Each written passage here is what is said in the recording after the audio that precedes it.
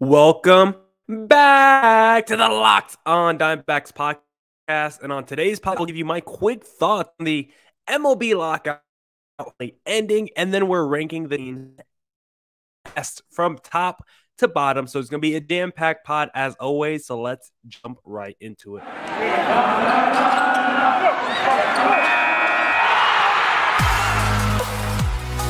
You are Locked on Diamondbacks, your daily Arizona Diamondbacks podcast, part of the Locked On Podcast Network, your team every day.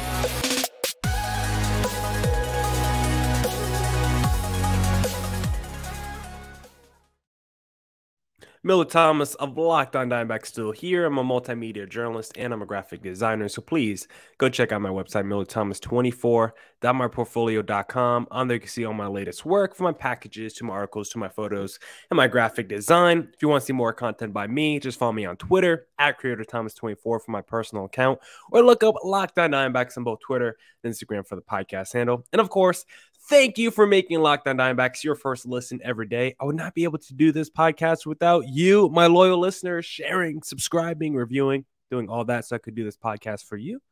Thank you. But as I mentioned on the opener, I first want to start off the pod by giving my quick thoughts to the MLB lockout ending before we rank the teams in the NL West, because man, oh man, has it been a long time coming. If you are a baseball fan, and I don't know how you could listen to a podcast dedicated to talking about Diamondbacks baseball every day. I don't know how you can not be a baseball fan, when you listen to this podcast. But man, it's been way too long if you're a baseball fan, as you should be, because I don't know if you guys realize this. It's been 99 days. That's how long this lockout has been. 99 days, which is 99 days, way too long. And the players, they were definitely feisty during this MLB Players Association. But the thing that we have to remember is all this lockout stuff ultimately falls on the shoulders of the owners, because there's a difference between a lockout and a strike. A strike is player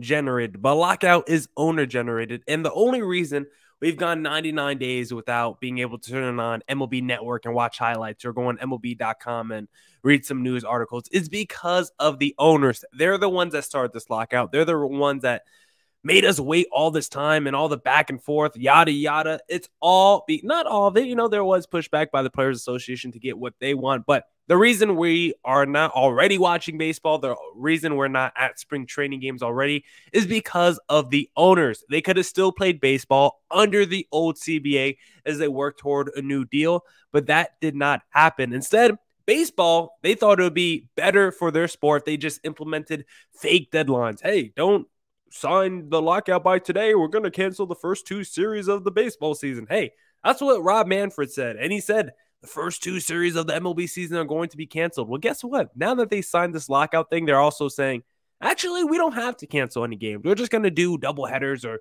play these games on their day offs. Like, of course you are. We could have done this from the beginning. There was never a need to put fake pressure on the players, and I guess the fans too, by saying we're setting up a deadline. If you don't sign by this day, we're canceling games. Like, that was never true. That was never going to happen.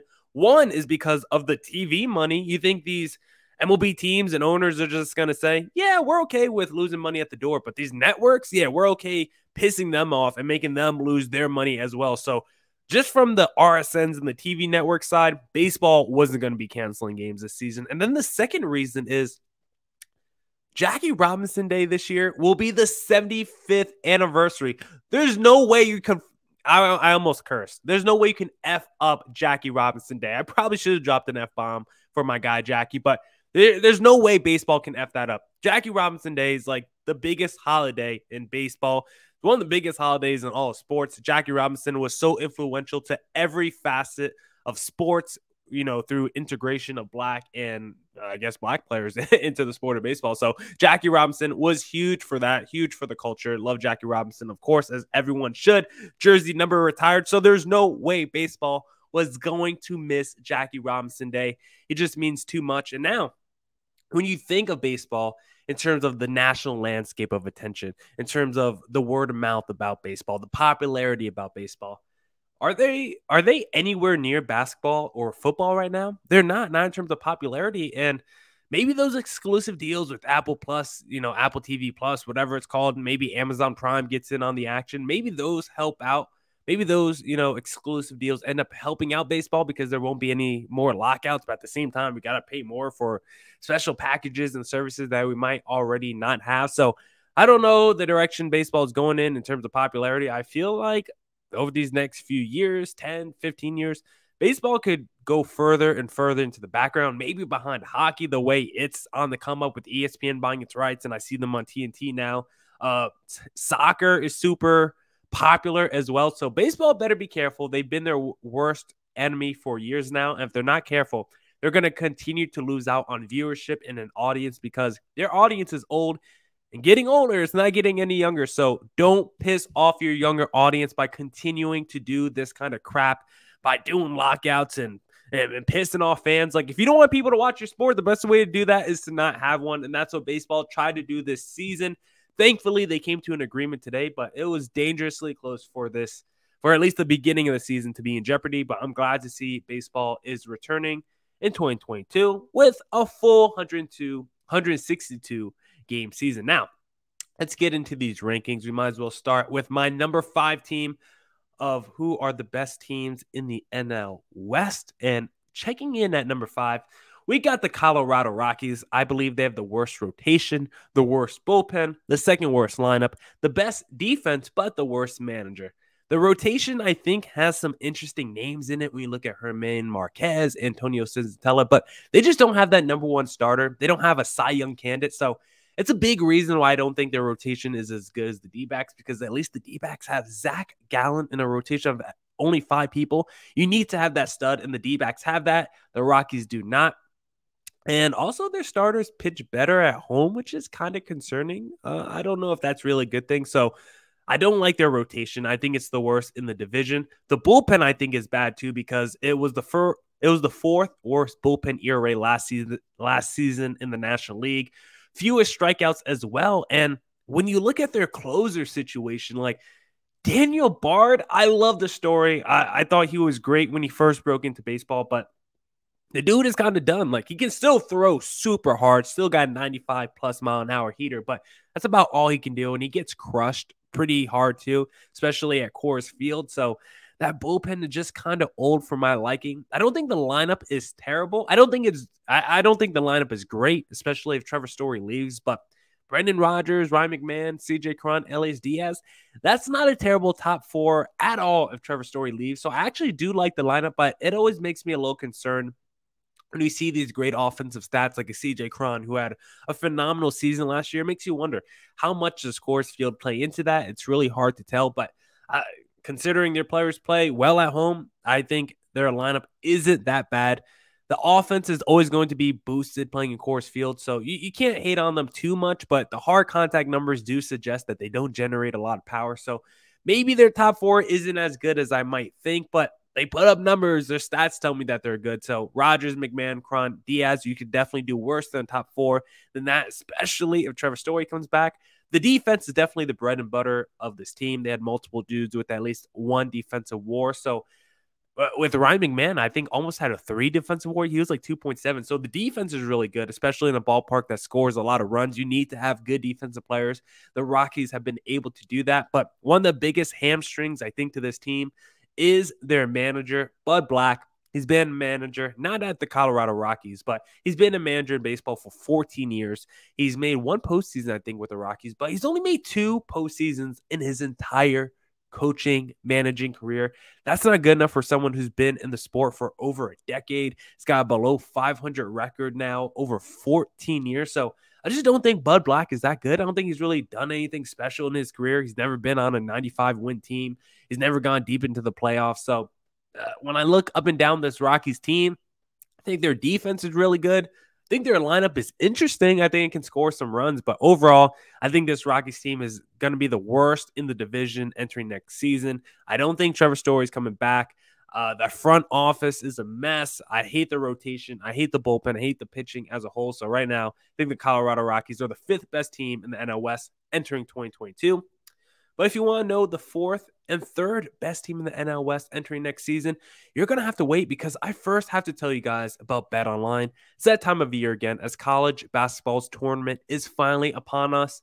From all the latest odds, contests, and player props, BetOnline.net is the #1 source for all your sports betting needs and info. BetOnline remains the best spot for all your sports scores, podcasts, and news this season. That's not just basketball. BetOnline is your continued source for all your sports wagering information needs, including live betting in your favorite Vegas casino games. Head to the website or use your mobile device to learn more about the trends and actions. BetOnline, where the game starts.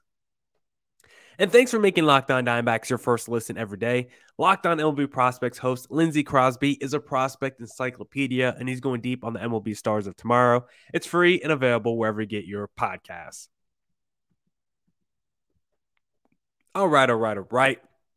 Let's get back into the podcast, and let's do some more NL West rankings. And the number 4 team on my list entering next season, these are, I guess, my projections of how I think the division is going to play out. So entering next season, 2022, I believe the D-backs are going to be the 4th best team, 4th or worst team, however you want to chalk it up. They will finish 4th in the division in 2022 because they have, in my humble opinion, the second worst rotation, the second worst bullpen, the worst lineup, the worst defense, and the second worst manager.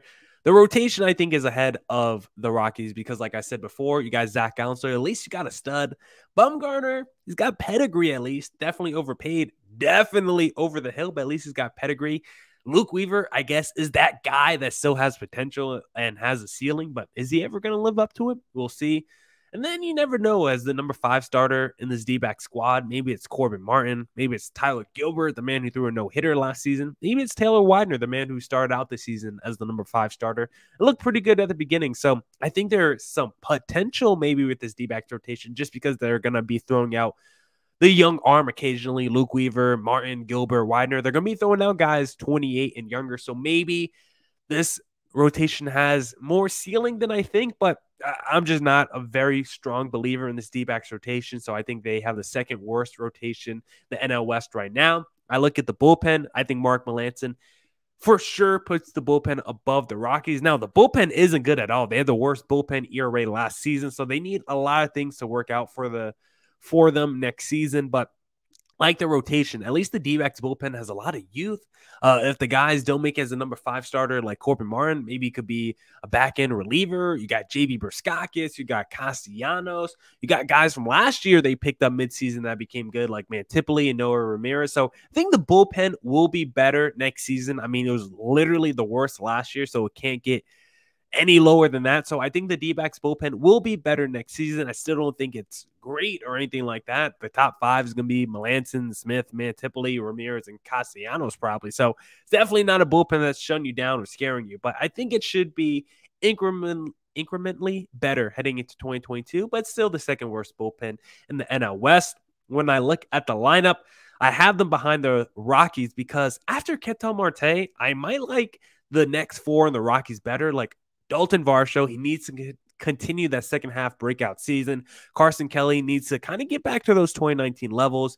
Maybe Rojas continues his development. Maybe David Peralta turns back the clock. But if that's your top 4 or 5 in your lineup, it's just not great. I think I would rather have, if you're telling me there's no Ketel Marte, no Trevor Story, I think I would rather have Rogers, McMahon, Cron, and Diaz than Varsho, Kelly, Rojas, and Peralta. Maybe I'm wrong about that, but I just don't feel very confident in this D-backs lineup right now. I just don't think it's super strong on paper. The hard contact numbers last season were terrible. They struck out a lot as well. They weren't hitting home runs. So there was nothing from this offense last season that gives me any hope for next season, unless you're telling me I'm getting a 162-game Ketel Marte. I'm getting 2019 Carson Kelly. I'm getting second half Dalton Varsho, getting continued development from Josh Rojas. If things like that happen, if Pavin Smith takes the leap or someone else has a breakout season, if things like that happen, then yeah, this lineup could be better. But practically speaking, I think it's probably the worst lineup in the division.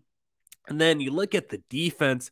Their defense was also the worst in the division last season, led the NL in errors, 11th in double plays, second worst fielding percentage. Up and down, the D-backs defense wasn't good. It's usually the calling card of the D-backs. If you go back and look at the previous 5 to 10 years, Defense was always the name of the game for the D-backs, but it did not happen last season. They seemingly seemed uninterested in playing defense at all, especially the second half of the season when they were really out of it, when they were really struggling. They seemed to play worse and worse defense. So it's hard for me to believe that could get better, especially when you have holes in the outfield and third base. So we'll see with the defense part. And I believe they have the second worst manager in the NL West as well. I can't put Torey Lovullo above Roberts or Gabe Kapler. If you want to argue Tingler, sure, just because Torey Lovullo has an NL Manager of the Year award. But Tingler, I think, has done a fine job, even though the Padres had a second half collapse. I think he's done a fine job for the Padres. So right now, Torey Lovullo, I don't like the way he's managed the last couple of years.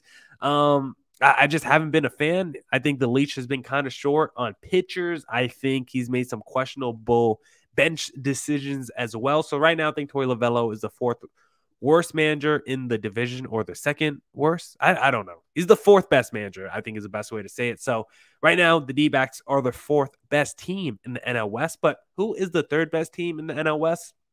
I think it's going to be the San Francisco Giants. Third best rotation, best bullpen, third best lineup, third best defense, second best manager. When you look at the rotation for the Giants, they're going to have a stud like a Zach Allen in Logan Webb, and then Del Scafani, Alex Wood, Alex Cobb. I'm not scared of those guys, but those are definitely 2 through 4 better than the D-backs 2 through 4. You'll just get more consistency and a higher floor from those three pitchers. Look at the bullpen. The Giants bullpen was nasty last season. Jake McGee, Tyler Rogers, Jarlin Garcia, Jose Alvarez. They had 5 dudes who are returning next season with a sub-3 ERA. They had the best bullpen ERA last season, best whip, tied for the most saves. I think the Giants bullpen will be stacked once again next season. When you look at their lineup, that's where I really have a lot of questions, because another year of age for the Crawfords and the Brandon Belts and the Evan Longorias. And then when you look at who they lost, Buster Posey is gone.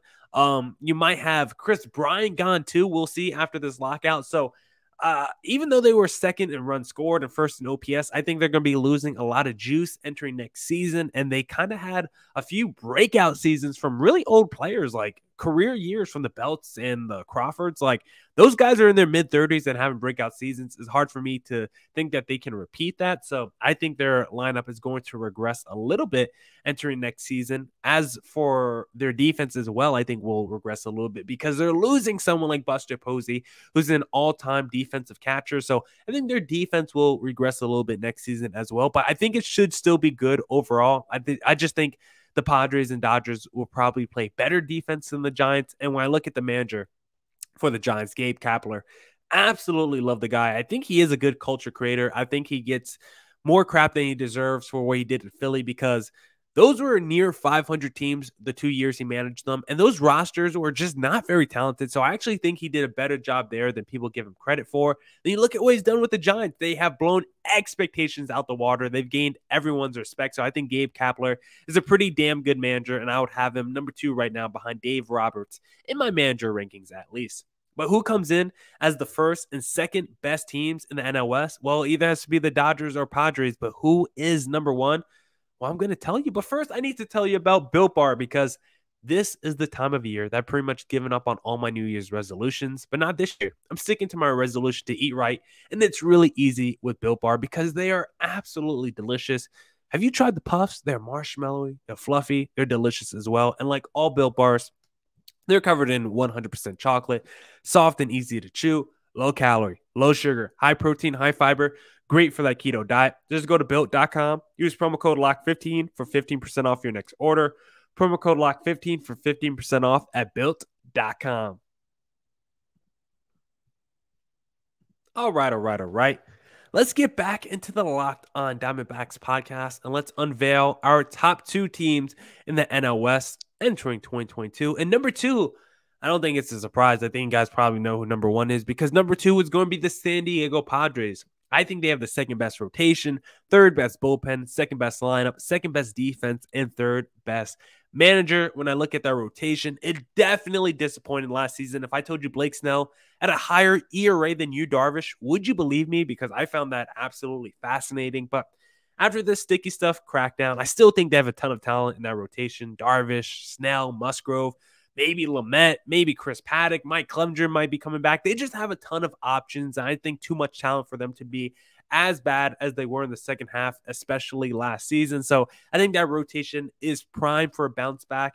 Even if, one or two, even if a Darvish or a Blake Snell, if one of those two bounce back with the Musgrove and a healthy Clevenger or Lamet, that rotation is going to be very good. So I like the Padres rotation a lot. I think it has a lot of upside and I think it has a pretty high ceiling, even though it disappointed last season for sure. Look at their bullpen. Definitely going to take a hit because Mark Melancon, Mark the Shark, is now an Arizona Diamondback. Daniel Hudson, he's gone as well. I think he's an LA Dodger now. So their bullpen's definitely going to take a step back. Third best ERA in the National League last season from their bullpen, but it should still overall be pretty good. Stammen, Chrisma, Pagan, Tim Hill. I don't think it'll be terrible. Maybe they move one of those starters because I think their rotation is going to be overloaded. So they might move one of those starters to the bullpen as well. So the Padres bullpen, it's going to be good next season. I don't think it's going to be great. I think that's where you'll see the biggest regression in the Padres. I think there will be a positive regression in the rotation, but a negative regression in the bullpen. And when you look at that Padres lineup, I mean, they got studs in that lineup, man. Fernando Tatis Jr., arguably the best player in baseball. Manny Machado, definitely an MVP candidate. Jake Cronenworth, breakout season last year. Grisham's good.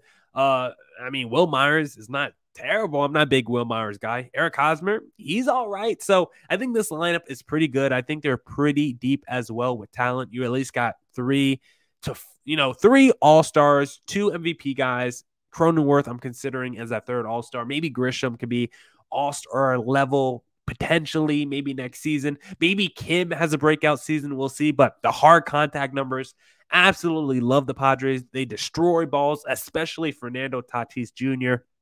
I like this lineup a lot. I don't like it as much as the number one team, but I definitely like it more than the D-backs or the Giants or the Rockies. So when you have a player like Fernando Tatis Jr. and Manny Machado, it's going to be hard for your lineup to suck. So I think the Padres have the second best lineup right now in the NL West. When I look at their defense, the numbers might tell you that they should be third or fourth entering next season, but I look at their defense. I think they got kind of unlucky. I think Fernando Tatis is a better defensive player than what we've seen last season.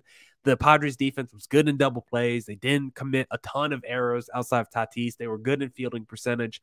I think this defense is going to have a bounce back year next season. I think you'll see positive regression in the defense for the Padres because Cronenworth, Machado, Kim, and Grissom, I think all had at least a .8 defensive WAR, which is really good. So I think I can see this defense taking a step forward next season. And their manager, I'm going to have him third right now in the West. I can't put him ahead of Kapler or Roberts. I could put him ahead of Lovello, even though he had that second half collapse. I'm just really biased right now against Lovello. I think seeing him every day makes me biased against him. So Tingler, he had a great first season, that 2020 shortened season. The Padres look phenomenal. Last season, they were really good in the first half, and the pitching kind of blew up in the second half, so I'm not putting that all on Tingler. I don't like a little comment with the unwritten rules, pertaining to that Fernando Tatis Jr. Grand Slam, but I think Tingler's still a pretty good manager overall, so I got him third right now in the NL West. But that leaves one more team for the number one spot in the NL West rankings, and that is the LA Dodgers, who I believe have the best rotation, second best bullpen, best lineup, fourth best defense, and best manager. When we look at their rotation, I think I have something on my lip. You got Walker Buehler, Julio Urias, maybe Tony Gonsolin, maybe David Price. Like, Dustin May should be coming back from injury. Like, Clayton Kershaw could be gone in free agency, but if you just have Buehler and Urias, that 1-2 combo is probably better than any other combo. That 1-2 combo is probably a better 1-2 combination than any other rotation in the NL West. Probably beats out Musgrove and whoever the Padres number 2 is. Webb and Dalscafani, Gallen and Bumgarner. Like, that's definitely the best 1-2. And then Gonsolin as maybe your number 3, maybe Dustin May. We'll see. They'll probably add another starter. I think they picked up Andrew Heaney. That one's not making that move is not moving me in any way. So Dodgers still have the best rotation entering next season, even if Clayton Kershaw walks, which is an insane statement to say out loud. Look at the bullpen. They could lose Kenley Jensen to free agency, and I think they could still have the second best bullpen in the NL West. They could lose Joe Kelly as well, but they signed Daniel Hudson, Blake Trinian, Phil Bickford, Mitch White, Victor Gonzalez, they're still going to have a pretty nasty bullpen. Second bullpen ERA last season. Gonsolin, Dustin May could be relievers as well. So the structure of their pen could change, but it's still going to be nasty, no doubt, and still going to be one of the two best bullpens in the NL West probably next season. If you look at their lineup, I mean, Jesus, the Dodgers are loaded with talent. Trey Turner, Mookie Betts, Bellinger, Will Smith, Chris Taylor, who else? Muncies, he's still there. Justin Turner. I don't even think we have to talk about the Dodgers lineup too much. It is absolutely stacked. All the numbers, all the stats, hard contact, advanced stats, expected stats, it doesn't matter. Everything likes the Dodgers. Definitely the number one lineup easily, probably in all of baseball. You look at the defense for the Dodgers. I think that was kind of their weak point last season. They were, UZR in the defense stat, both 13th in those, 8th in plus minus runs saved above average. So a lot of the advanced stats didn't like the Dodgers last season.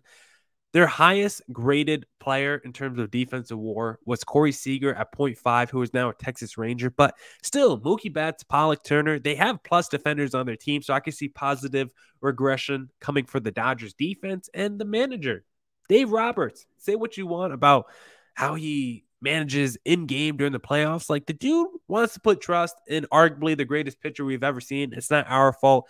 Kershaw repeatedly comes up small. So I think David Roberts, I think I call him David. I think Dave Roberts is a good guy. 542 and 330 is his career record. 542 wins, 330 losses. All he does is win. And because of that, I think I have to put Dave Roberts number one. If the man doesn't lose and he gets multiple World Series and he wins one of them and the other two are against cheaters, I think he deserves to be the best manager in the NL West. Now, that's it for this edition of the Locked On Diamondbacks podcast. Baseball season is finally returning. It's finally upon us. So I think that means pretty soon I'm going to have to go back to 5 days a week. I love doing podcasts, but 3 days a week is definitely more enjoyable than doing 5 days a week.